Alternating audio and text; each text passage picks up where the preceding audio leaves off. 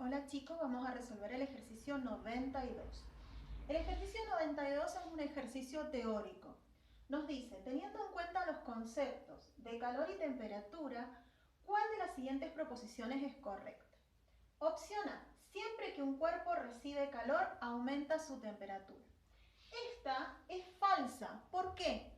Porque recuerden que cuando hay un cambio de fase, ¿sí? Es decir, cuando para un sólido que se encuentra, por ejemplo, el agua, a 0 grados Celsius, va a pasar al estado líquido, absorbe energía, ¿sí? Es decir, que existe una transferencia de calor, pero no hay variación de temperatura. Entonces, esta es falsa. Opción B, dice, dos cuerpos de distinto material de igual masa están sometidos a la misma diferencia de temperatura y siempre absorben igual cantidad de calor. Entonces, ¿qué tenemos que recordar? Que si dos cuerpos son de distinto material, tienen diferente calor específico. Por lo tanto, si yo tengo igual masa e igual variación de temperatura, no puedo tener igual cantidad de calor absorbido o perdido. ¿Sí? Entonces, esa es incorrecta, es falsa. Acuérdense de la fórmula de calor. El calor es igual a la masa por el calor específico por la variación de temperatura. Si yo tengo la misma masa, la misma variación de temperatura, pero este es distinto, ¿sí?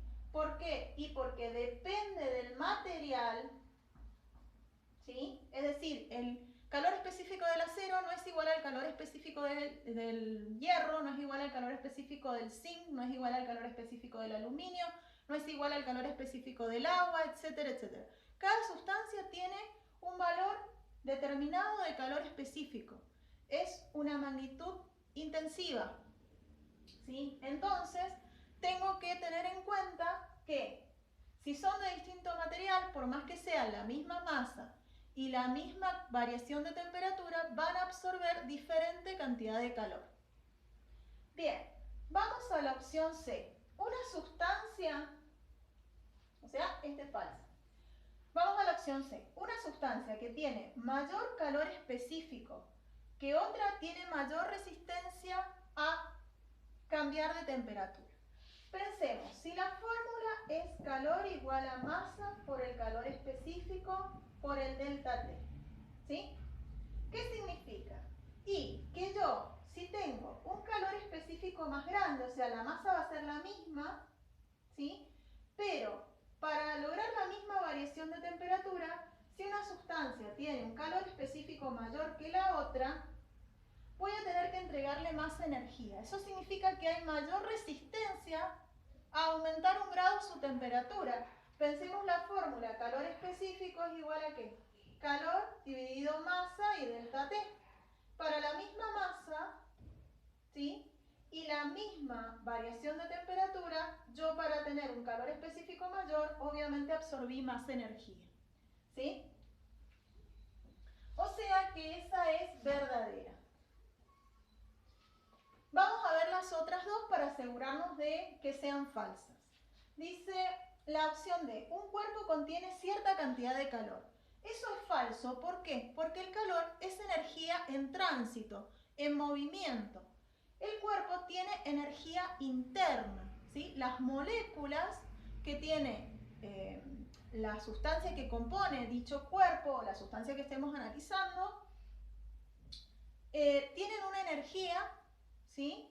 Debido a sus movimientos, que pueden ser vibratorios, pueden ser movimientos si es un líquido de las moléculas. Acuérdense que tenemos distintas fuerzas que actúan sobre las moléculas, las fuerzas de cohesión y las fuerzas de repulsión. Entonces, acuérdense que existe un movimiento, aunque sea vibratorio, o un movimiento más libre en el caso de los líquidos y mucho más libre en el caso de los gases, ¿sí? Y ese movimiento, que es la energía cinética que tienen las sustancias, es la energía propia y que la podemos medir con la variable que es la temperatura. Entonces, un cuerpo no contiene calor, solamente puede absorber o liberar calor. Entonces, esa es falsa. Y la opción E les dice, la temperatura de un cuerpo se mide en joules. Y eso sabemos que es falso, ¿sí? La temperatura se puede medir en grados Kelvin, en Celsius o en Fahrenheit, ¿está bien? O sea, la temperatura se mide en Kelvin, grados Celsius o grados Fahrenheit, ¿sí? O sea, esta es falsa.